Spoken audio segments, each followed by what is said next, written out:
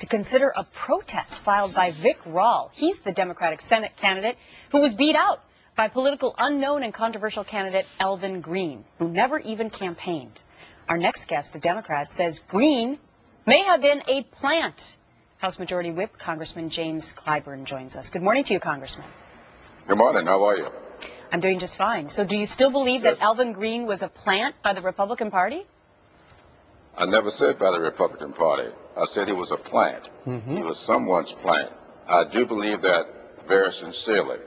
Why he was planted, whether it was just to manipulate the outcome or just to carry out some mischief, I don't know. But laws were broken, and an investigation need to take place. Besides the 59% of the vote that he has, which is extraordinary for a guy that no one knows and who didn't campaign, what other indications have you been able to uncover since you know South Carolina and you know politics so well?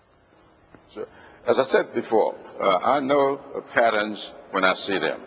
And I saw Democratic patterns taking place in the campaign. I saw Republican patterns taking place in the campaign. The problem was there were Republican patterns inside of the Democratic primary. All you have to do is look at my own race. Joe Wilson, and everybody knows my relationship with Joe Wilson, his former staffer and campaign manager was in fact managing the campaign of my opponent. We saw the patterns and we couldn't figure it out. And the reason we couldn't figure it out is because they never filed any disclosures. They never filed any of their expenditures, none of their income. All of that was done 2 or 3 days after the primary, all of which breaks the law. The laws were broken, laws were circumvented, and I saw that throughout the campaign. That was taking place in several places. Well, Congressman, what do you say to people who say, look, this is sour grapes. The Democrats are stuck with a guy who is politically radioactive right now, and now they're saying they got a problem with him. Where was everybody complaining before the election?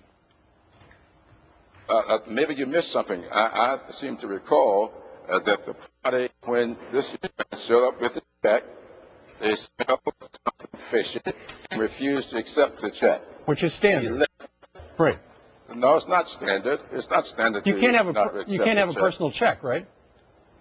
Well, that's quite true, and that's why they knew this was not, or felt this was not a legitimate candidate. But he goes and he comes back. A hand made the check a campaign check. Now, if I were there, I'm not too sure that I would have further investigated. But the party saw that he had cleared the law, and they went on and accepted this check. Right, but that's Congressman, got nothing to do. But Congressman, how did he get enough votes? I mean, are you saying? Let's forget the check for a minute. How did he win? Are you saying that the investigation that there was fraud in the vote counting?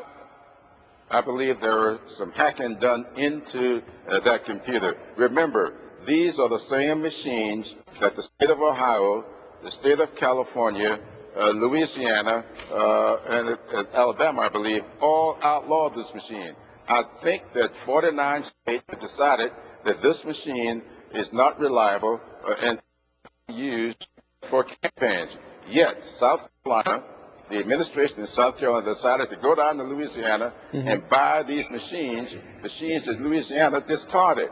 So if somebody wanted machines that were easily hacked into, the fact of the matter is that's a proven fact, and we had no business with those machines in South Carolina, but this administration to buy machines that 49 states rejected as being unreliable. All right. Why? It's a mess. We know that, and I've never seen anything like it. But let's just ask you this. Why do you think Americans should suck it up and go $50 billion more in debt for emergency aid? I think that we have to think about our children. I think that we are seeing 300,000 teachers about to be laid off. We are seeing 4,000 of them in South Carolina, by the way. Why teachers? Why not motor vehicle workers? Why teachers? Aren't there other places that people can trim rather than teachers and firefighters? No, well, the states are doing that. What we're doing at the federal level is trying to come to the aid of these states. So you need to ask that question of the 50 states as to why they're about to lay off teachers. The federal government doesn't hire any teachers. No, I'm familiar with that. I didn't know that the state is right in like that. I'm sorry? The state has weighed in and said it's going to be teachers and firefighters that are going to be laid off, nobody else? Well, there will be other people laid off as well, I'm sure. In fact, I just looked because the governor's veto, the vetoes in South Carolina, that's going to be undertaken. A lot of people are going to be laid off in South Carolina if those vetoes are not overridden. And remember, this is a state where they say we don't need any stimulus money. Now you can lay off 4,000 teachers even after you were forced to take the stimulus money. Now, what would have happened if they didn't have the stabilization money coming along with the stimulus? So this is the kind of ludicrous soundbite governance taking places in places like South Carolina. Okay, he's from South Carolina. James Clyburn, Congressman, thank you, sir, for joining us from Washington, D.C. today. Thank you so much for having me.